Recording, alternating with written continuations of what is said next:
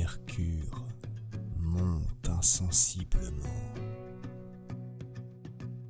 Un ciel bleu sans nuages, du lever au couchant.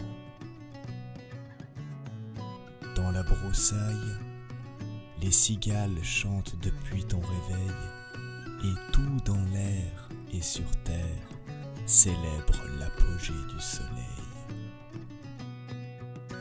Au bout de ton chemin, un homme encapuchonné t'attend, assis à l'ombre d'un olivier. Accorde-toi une halte, dépose ton sac, l'inconnu t'y invite. Rafraîchis-toi, voyageur, et prête l'oreille au conte du zénith.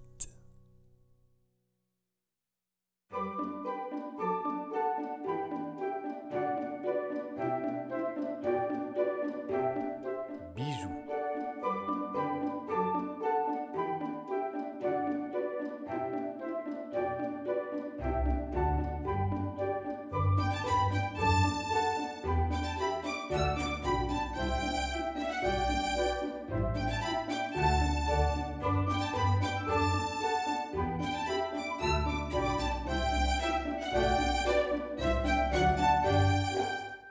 En ce temps-là, dit le vieux hibou qui avait amené pour la première fois la plume d'oie au Guigan, en ce temps-là, je séjournais à Bâle, dans une famille dont la maison vaste, mais délabrée, possédait un grand toit où je me trouvais fort bien. C'était au moment de la foire. Bâle est une belle et très ancienne ville épiscopale bâtie sur le Rhin. Elle renferme une cathédrale gothique aux murs de grès rouge, un musée de peinture célèbre, un hôtel de ville de style bourguignon et des maisons de corporation cossues et ornementées, comme il convient à des bourgeois riches. À l'époque dont je vous parle, elle avait encore de vieilles rues étroites, bordées de maisons biscornues, où la foire de printemps amenait tant de monde, de voitures, d'échoppes, en plein vent et de tire-laine, que l'on n'y pouvait guère remuer. Au surplus, cette foire ressemblait à toutes les autres foires, c'est-à-dire qu'on se réunit pour regarder, pour se tromper, pour se divertir et pour employer ses économies de l'année à des achats que souvent on eût fait chez soi à meilleur compte. Un jour que la famille et ses hôtes sortaient de table, on annonça une bande de ces musiciens ambulants qui vont jouer de maison en maison. On les fit entrer et ils jouèrent quelques airs. Ils étaient 5. Vêtus de costumes étranges de toutes les couleurs, 3 maigres au visage long comme un jour sans pain, et 2 gros joufflus qui semblaient avoir mangé et bu toutes les rations de leurs camarades. Leur chef était un des plus joufflus, le plus gros, le plus vieux aussi, qui, après le concert, vida comme un philosophe de taverne 3 pots de bière, tandis que l'un des 3 maigres présentait à la ronde son bonnet pointu. Comme ils faisaient leur salutation de congé et leur remerciement de ce qu'ils avaient reçu, on annonça un oiseleur alsacien, fameux par ses élèves ailés dans toutes les Allemagnes. La compagnie le vit arriver avec grand plaisir, et les musiciens demandèrent la permission de rester pour voir ses tours. Le maître de la maison la leur accorda volontiers, et chacun témoigna sa curiosité des talents d'un certain serin qui était devenu célèbre et surpassait, disait-on, tout ce qu'on raconte de merveilleux sur les tours d'adresse des chiens, des chevaux, des cochons, des ânes et même des poissons. L'oiseleur prit donc son serin sur son doigt et se mit à le haranguer. « Allons, Bijou, lui dit-il, te voilà devant des personnes de grand esprit. Prends garde à toi.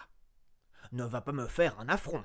Souviens-toi de ta réputation et travaille ici comme il faut, afin qu'on puisse dire que tu es un véritable bijou. » Pendant cette exhortation, l'oiseau avait l'air très attentif, et il inclinait la tête comme pour prêter l'oreille. Enfin, il fit 2 saluts de très bonne grâce lorsque son maître eut cessé de parler. « C'est bien, c'est fort bien, » reprit l'oiseleur en lui tirant son chapeau. « Voyons maintenant si tu es un canari d'honneur. chante-nous un petit air. » Le canari chanta. « Fi donc, c'est la voix d'un corbeau enrhumé, cela. Donne-nous quelque chose de pathétique. » L'oiseau prit une voix douce comme un luth. « Plus vite, » dit l'oiseleur. « C'est cela. Mais cette petite jambe et cette tête. Allons donc, monsieur Bijou, vous n'y êtes pas. Vous oubliez la mesure. Voilà, oui, voilà. Bon, bravo, mon petit homme. » Tout ce que l'oiseleur lui disait, le serin l'exécutait à ravir. Il battait la mesure avec la tête et la patte et paraissait sentir à merveille l'expression poétique et musicale des airs qu'il chantait. Les bravos retentissaient de tous les côtés dans la salle et les musiciens protestèrent qu'ils en savaient plus qu'aucun d'entre eux. « Et puis, est-ce que nous ne remercions pas de ce compliment ?» dit l'oiseleur. Le serin s'inclina respectueusement à la grande satisfaction de la société. Il fit ensuite l'exercice avec un fusil de paille, après quoi le maître lui dit « Mon pauvre Bijou, voilà déjà bien des choses, tu dois commencer à être fatigué. Encore 2 ou 3 tours, et puis nous nous reposerons. Faisons à ces dames une belle révérence. » L'oiseau se redressa, croisa ses petites pattes et fit une révérence qui aurait pu servir de modèle à nos demoiselles d'aujourd'hui, bien qu'elles ne se donnent plus le soin d'apprendre les belles manières. Voilà un brave petit oiseau.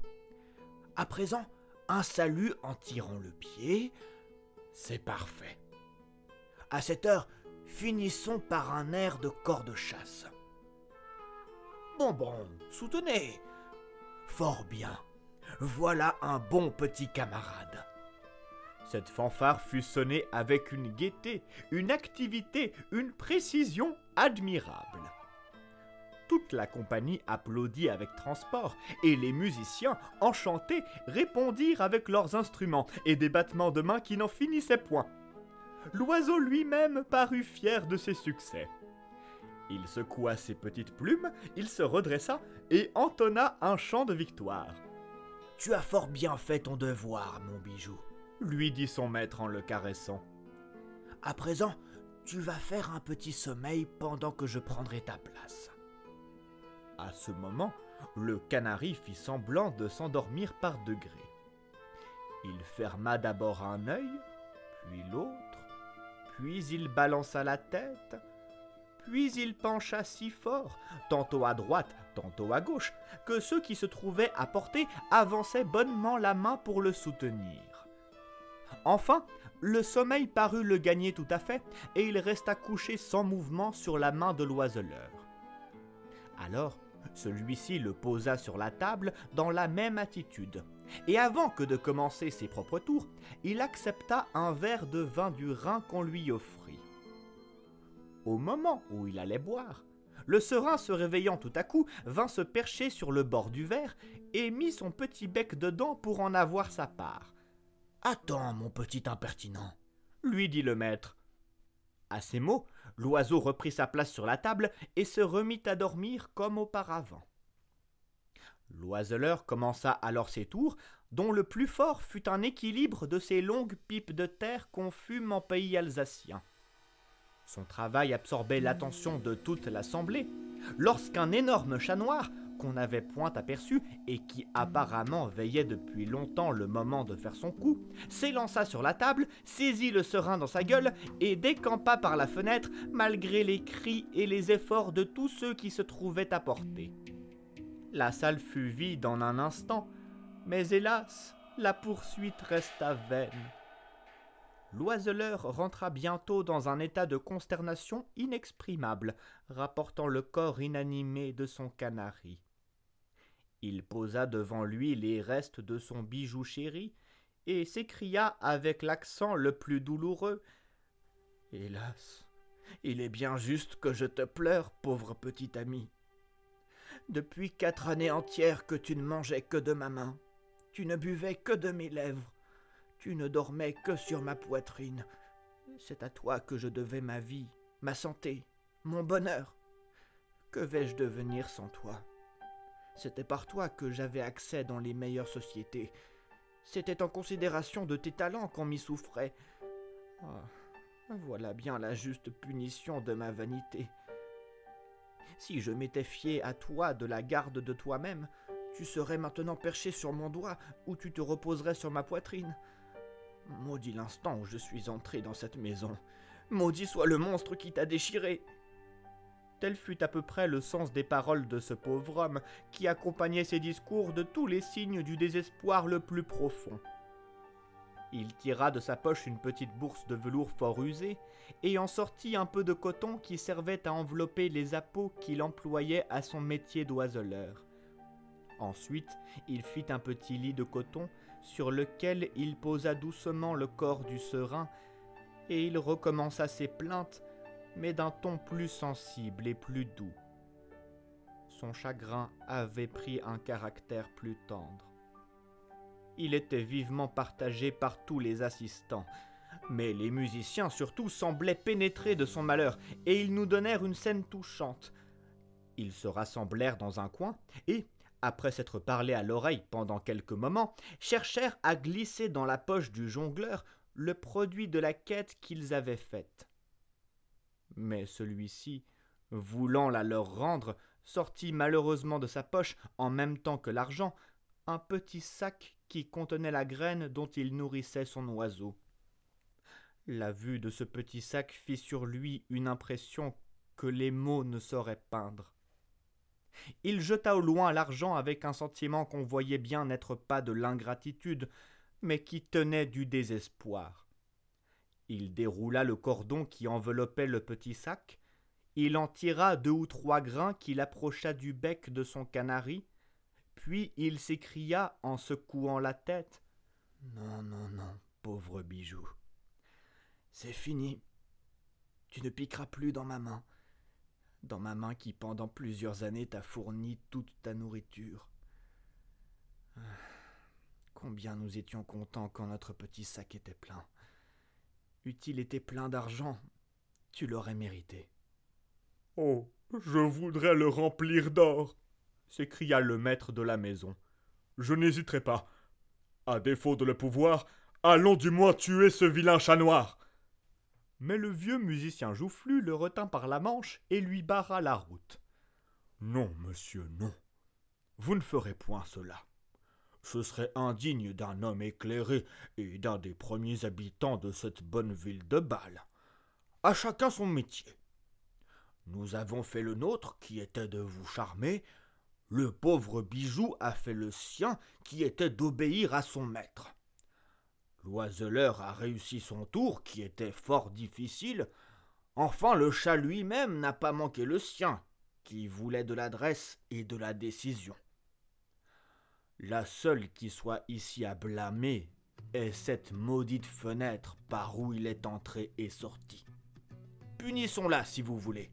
Brisons-la en 1000 morceaux. » Il n'y avait rien à répliquer, et on ne répliqua rien.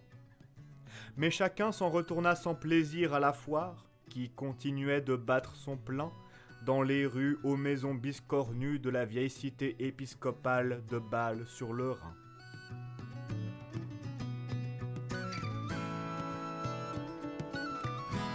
Ainsi s'achève l'histoire telle qu'on me l'a dite. Ton chemin t'attend, voyageur. Remets ton sac à dos. Et si, dans ton périple, tu as besoin de repos, viens me retrouver. Je te dirai les contes du Zénith.